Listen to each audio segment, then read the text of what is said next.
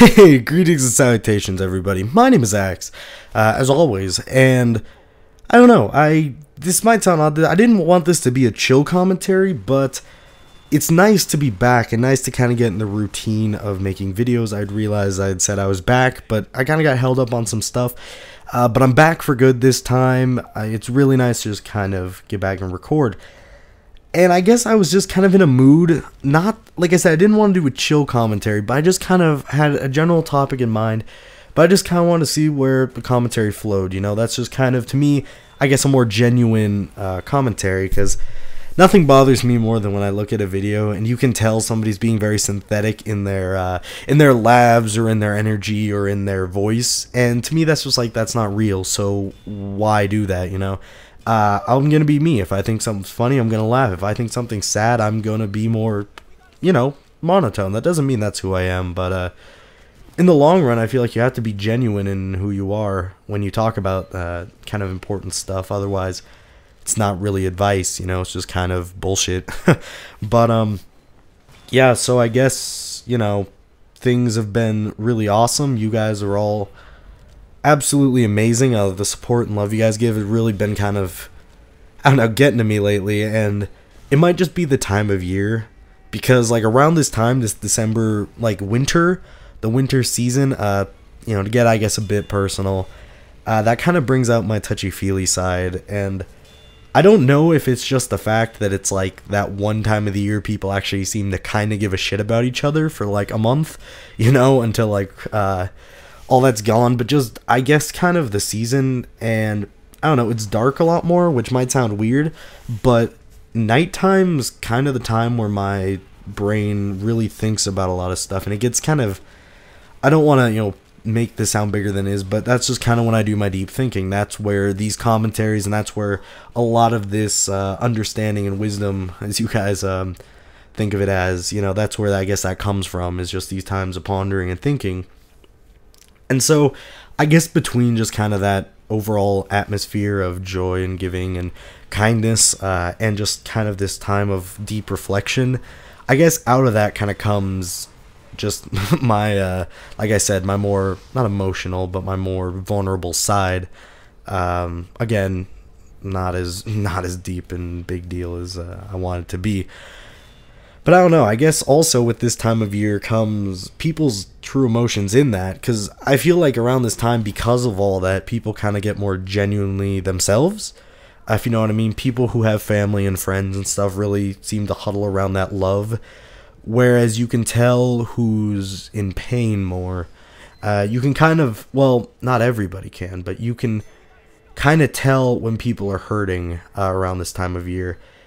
And some easier than others, and sometimes people hide it really well. I think the reason why I'm able to see it well is because when you felt the pain that somebody else has, you can notice it more and you see yourself within them. I don't know, and especially around holidays, that kind of isolation factor comes in, where you really, you know, you kind of start, not mandate, you kind of put up a little checklist of your life in some ways and just think like, well, what do I have to be thankful for? Who do I have? Who do this? And I don't know, unfortunately for some, that's nobody in their mind. And kind of the thought of having, you know, of being alone in isolation, I guess, is something that most people, I don't think, truly understand. I think actually you can never really understand isolation until you've been there and you felt it and you can relate. Because just that's how we are as people. We can assume all we want, but unless you've really kind of felt that pain or that experience that someone else has, you can't really, you know, I guess you can't really help but not know, if that makes enough sense. You know, you have to be in their shoes in order to do that. And I don't know, I think by far the worst thing in this world is isolation. I mean, people talk about hunger and famine and war and hate and all this stuff. In my opinion, the top of the list is isolation, because in isolation and loneliness comes desperation. It comes the deepest pain you will ever feel, and it comes just no existence. When people, it's like just nothing matters, you know. And I don't know who said this, but it was somebody, actually a YouTube comment on a video, and it stuck with me. It said some along the lines of, to have literally nobody is the most terrible prison in existence. And that just kind of rang with me because it really hit home.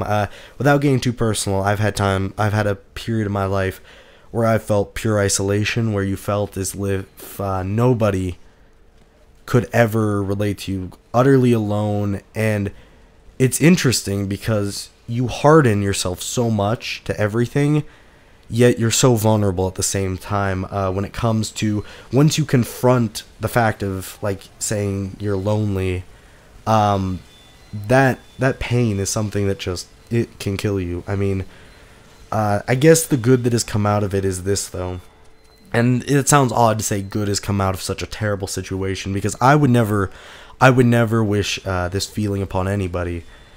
And especially the time of year, like I said, when you notice it more, you get sympathy for those still trapped in that prison.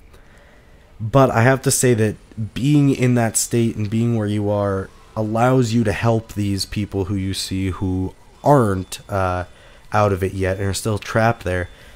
And like, if I had seen somebody before who I, like, you know, was like, oh, that person's just kind of, you know, must be a bit lonely, like, I didn't think much of it. But at this point, I've come to where I feel like I'm one of the people who can, like, you know, hey, what's up? And, like, I could actually help these people.